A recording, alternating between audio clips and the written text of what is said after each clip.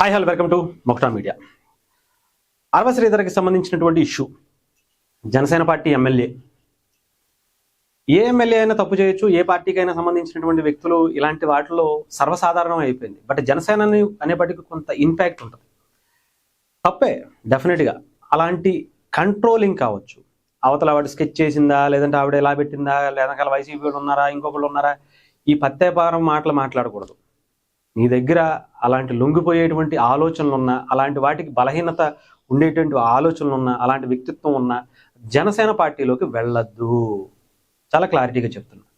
చేసింది తప్పు, నిర్దాక్షిణ్యంగా బయటికి గింటేసినా కూడా ఆలోచన లేదు. పవన్ కళ్యాణ్ గారు అది చేస్తారు కూడా. తప్పు చేస్తే ఆ అమ్మాయి తప్పు చేసిందా, ఆయన తప్పు చేశాడా, అవన్నీ కోర్టులో ఉంటాయి. ఇవన్నీ కేసులు పెడుతున్నారు కాబట్టి దాని మీదకి వెళ్ళేటువంటి పరిస్థితి అయితే కమిటీ కూడా ఇస్తారు కాబట్టి నిజానిజాలు బయటకు వస్తాయి. నిన్న ప్రెస్ మీట్ గురించి నేను కొంచెం క్లుప్తంగా మాట్లాడదలుచుకున్నా. నిజానిజాలు కొంచెం చెప్పేటువంటి ప్రయత్నం తెలుసుకున్నా. నేను వెళ్ళా.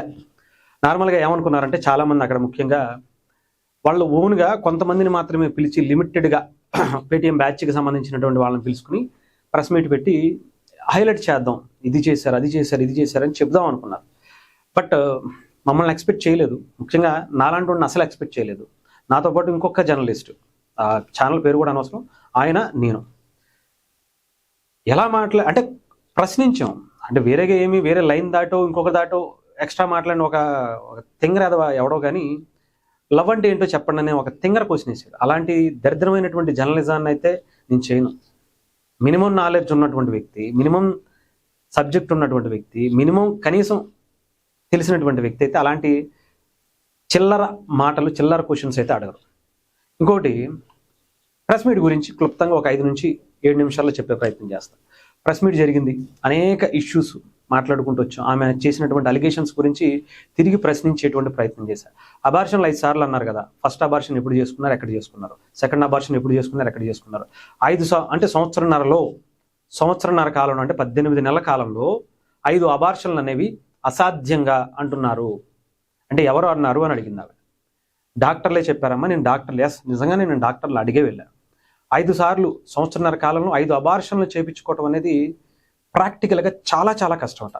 సంవత్సరన్నర కాలంలో 18 నెలల్లో మీరు లెక్కేసుకొని చూడండి. ఆమె మొదటి abortion September, October, November, December ఆ టైంలో చేయించుకున్నానని చెప్పింది. ఆ తర్వాత నుంచి లెక్కేసుకుంటే ఇంత 1.5 అంటే 18 నెలల్లో, కరెక్ట్గా చెప్పాలంటే 16 నెలలు ఆమె చెప్పినటువంటి పీరియడ్. బట్ 18 నెలల్లో ఇలా 3 నెలలు, మనకి తెలుసు ప్రెగ్నెన్సీ అంటే ఎన్ని నెలలకు వస్తాయి అనేది ప్రత్యేకించి చెప్పాల్సిన అవసరం. ఆ క్వశ్చన్ ఒకటి. దానికి సరిగ్గా సమాధానం అయితే డెఫినెట్గా రాలే.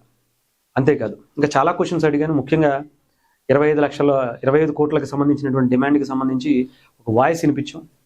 మీరు మాట్లాడారు కదంటే అది నాది కాదేమో, అంత తప్ప నాది కాదు అని చెప్పాల. తర్వాత చెప్పింది పక్కన ఉన్నటువంటి లాయర్ గారు చెప్పడంతో.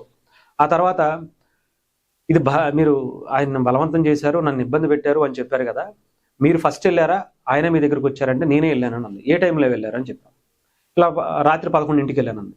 రాత్రి 11ంటికి ఎందుకు వెళ్తారు, పోనీ అతను మీరు అంతకుముందు ఫస్ట్ టైం మాట్లాడినప్పుడే చాటింగ్లో 2 గంటలు మాట్లాడానని చెప్పారు కదా, దాంట్లో ఇలా నన్ను బట్టలు లేకుండా వీడియోస్ పంపించు, నువ్వు నాకు కావాల్సిందే, లేకపోతే నేను కొట్టేస్తా, చంపేస్తా, నేను పిల్లల్ని ఇబ్బంది పెట్టేస్తా, ఇది చేసేస్తా అన్నారు కదా. మరి అలాంటప్పుడు మీరు అర్ధరాత్రి మళ్ళీ 11ంటప్పుడు ఆయన దగ్గరికి ఒంటరిగా వెళ్లాల్సినటువంటి పరిస్థితి ఎందుకు వచ్చింది అంటే, అంతలా చేయడేమో అనుకున్నాను అంది. అంటే అమాయకురాలు ఆమె. ఎందుకంటే ఒక జర్నలిస్ట్ని ఇంట్లో పెట్టి కొట్టేసేటువంటి అంత సీన్ ఉంది, కానీ బట్ బయటకు వచ్చి చెప్పేటువంటి ధైర్యం లేదు. సంవత్సరన్నర కాలంలో ఎప్పుడు ధైర్యం చేయలేకపోయింది. ఇప్పుడు ప్రెస్ మీట్ పెట్టి, లేదంటే ఎలాంటి ప్రెస్ మీట్ అప్పుడు పెట్టలేకపోయింది. సాక్ష్యాలు సేకరించే పనిలో ఉందంటే, పక్క ప్లాన్లో ఉంది. అలాగే మాట్లాడుతున్నప్పుడు చాలా క్లియర్గా చెప్పింది. నేను ఆయన్ని ఇలా వెళ్ళి నేను మాట్లాడడానికి చెప్పేసి వచ్చేద్దాం అనుకున్నాను, మీకు నాకు సెట్ అవ్వదు, వద్దు, నేను అలాంటి దాన్ని కాదు అని చెప్పేసి వచ్చేద్దాము, అవాయిడ్ అయిపోతారు అనుకుంది, వదిలేస్తాడేమో అనుకున్నట. కానీ పెళ్లి చేసుకుంటాను అని చెప్పి తర్వాత చెప్పాడు, చేసుకోను అని అంటున్నాడు అని చెప్తే, అంటే వదిలేద్దాం అనే ఆయన ఉద్దేశం కూడా. మరి ఎందుకని ఇన్ని రోజులు జర్నీ చేశారంటే దానికి సమాధానం లేదు. అంటే చాలా క్లారిటీగా మళ్ళీ ఒకసారి చెప్తాను. ఆయనకి ఈమెను పెళ్లి చేసుకునే ఉద్దేశం లేదు అని చెప్పాడు. ఈమెడికి కూడా ఆయనతో కలిసి ఉండేటువంటి ఉద్దేశం లేదు అని చెప్తున్నారు. మరి వదిలేయచ్చు కదా అని అంటే మళ్ళీ తరచుగా ఎందుకు కలుస్తున్నారు అంటే, సేకరించడం కోసం, ఆ ఆధారాలు సేకరించడం కోసం చేశాను అని చెప్పింది. మరి ఆయన వదిలేస్తానంటే వదిలేసుకోవచ్చు కదా. మీరు పదే ఎందుకని ప్రయత్నించారు, వెళ్ళారు, పోనీ మీకు అప్పుడు నచ్చలేదు, అప్పుడే ఏ ప్రెస్ మీటో పెట్టి ఏ పోలీస్ స్టేషన్లోనే కంప్లైంట్ ఇవ్వచ్చు కదా అని చెప్తే దానికి సమాధానం లేదు. మీరు 3 కోట్ల రూపాయలకు సంబంధించినటువంటి ఒక ల్యాండ్ ఫోర్జరీకి సంతకాలకు సంబంధించిన దాంట్లో మీద మీ పాత్ర ఉందా అంటే అది కోర్టులో ఉంది, అది నేను బయటకు వస్తే నేను ఇప్పుడు బయటే ఉన్నాను కదా, నన్ను ఏం అరెస్ట్ చేయలేదు కదా అని చెప్తుంది. ఓకే, దాని గురించి కూడా పక్కన పెడదాం. ఓకే, మీకు ఇన్ని కోట్ల రూపాయల ఆస్తులు ఎలా వచ్చినాయి అంటే మా నాన్న గవర్నమెంట్ ఎంప్లాయ్ ఉంది, మరి గవర్నమెంట్ ఎంప్లాయ్కి అయితే అన్ని కోట్ల రూపాయలు అంత రిచ్నెస్ ఉండేటువంటి ఆస్తులు వస్తాయేమో నాకైతే తెలియదు, మీరే చెప్పాలి. ఇకపోతే చాలానే ఉన్నాయి, చాలా క్వశ్చన్స్ అడుగుతూ వచ్చాను. ఆ తర్వాత చాటింగ్స్లో బలవంతం అని మాట అన్నారు కదా, బలవంతం అయితే కనుక మీరు ఐ లవ్ యూ ఎందుకు చెప్పారా అంటే చెప్పాను అని చెప్పి చూపించింది కూడా, మీరు చూడొచ్చు కూడా. అని అంటే చాలా క్లారిటీగా చెప్పింది ఐ లవ్ యూ చెప్పాను అని. మరి అది బలవంతం ఎందుకు అవుద్ది? మీకు ఇష్టపూర్వకంగా మీరే కదా మెసేజ్ పెట్టింది, ఆయన ఏం బలవంత పెట్టలేదు కదా, మీ ఫోన్ తీసుకుని ఐ లవ్ యూ అని చెప్పించుకోలేదు కదా, మీరే పెట్టారు కదా అంటే పెట్టాను, అది కూడా ఈ మధ్యన పెట్టాను. మరి అప్పుడు అది బలవంతం ఎందుకు అవుద్ది? ఇష్టపూర్వకంగా మీరు వెళ్ళి ఇష్టపూర్వకంగా మీరు తర్వాత అంతకుముందు లేకపోయి ఉండొచ్చు, ఇప్పుడు మీకు ఇష్టపడి ఉండొచ్చు, అది బలవంతం ఎలా అవుతుంది? ఇన్నిసార్లు చేశారు అన్నప్పుడు అది బలవంతం ఏ రకంగా అవుతుంది? మీరు ఇష్టపడి ఐ లవ్ యూ చెప్పినప్పుడు అది కూడా ఆలోచించుకోవాలి. ఇక్కడ ఎందుకు ఇది మాట్లాడుతున్నాను అంటే నా అమ్మాయి తప్పు ఉందా లేదా ఇవన్నీ కోర్టు లేదంటే ఆ కమిటీలు నిర్ణయిస్తాయి. ఇకపోతే నేను ఆలోచించేది ఏంటంటే నా అమ్మాయిని పెళ్లి చేసుకుంటారంటే అది కూడా చెప్పట్లేదు, నేను చేసుకోననే చెప్తుంది. వెనకాల ఎవరైనా ఉన్నారంటే ఆ ఛానల్ ఎవరిది, అక్కడ ఎవరు ప్రెస్ మీట్ పెట్టించారు, ఆ వెనకాల ఉన్నటువంటి వ్యక్తులు వీళ్ళందరూ నాకు బాగా తెలుసు. ఏ ఛానల్స్ ఏంటో ఎవరెవరో అందరూ కూడా నాకు ఐడియా ఉంది. ఎవరెవరు ప్రెస్ మీట్ పెట్టించారో, ఎవరెవరు లోపలికి వెళ్ళిపోమని చెప్పారో, మాట్లాడేటప్పుడు మాట్లాడుతుండగానే తీసుకెళ్ళిపోయేటువంటి ప్రయత్నం చేశారో చాలా ఉన్నాయి. ఇవన్నీ కూడా అడిగాం. ఇవన్నీ ఆమె చెప్పుకునేటువంటి పరిస్థితి లేదు. ఆమెకి అంత ఏమంటారు భయం కలిగింది. డెఫినెట్గా పక్కన ఉన్నటువంటి లాయరు కొంత అర్థమైపోయింది. ఎందుకంటే నిన్న ఒక్క ప్రెస్ మీట్తో మొత్తం కొండ బద్దలైపోయింది, క్లారిటీ వచ్చేసింది. మీరు సోషల్ మీడియా అంతా కూడా చూస్తే మొత్తం అందరికీ ఒక క్లారిటీ నిన్న ప్రెస్ మీట్తో ఎన్నైతే ఆరోపణలు చేశారో వెనకాల చాలా పెద్ద స్కెచ్ ఉంది, పెద్ద ఇది ఉంది అనేటువంటి ఆ కుట్ర అయితే బయటపడినటువంటి పరిస్థితి కనిపించింది. బట్ అయినా కూడా నిజాలు ఇంకా బయటకు రావాల్సి ఉంది, కోర్టుకు వెళ్ళాలి, న్యాయం జరగాలి. ఆమె తరపున ఆమెకైనా ఆయనకైనా సరే.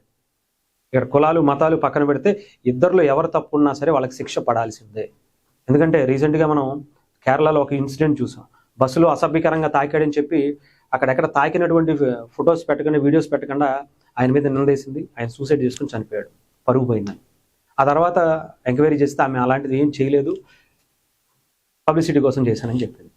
ఇక్కడ అలాంటి పనులే కనుక చేస్తే ఇప్పుడు ఆయన కనుక ఏమన్నా చేసుకుంటే ఎవరిది బాధ్యత అనేది కూడా ఆలోచించుకోవాలి. ఏదేమైనా సరే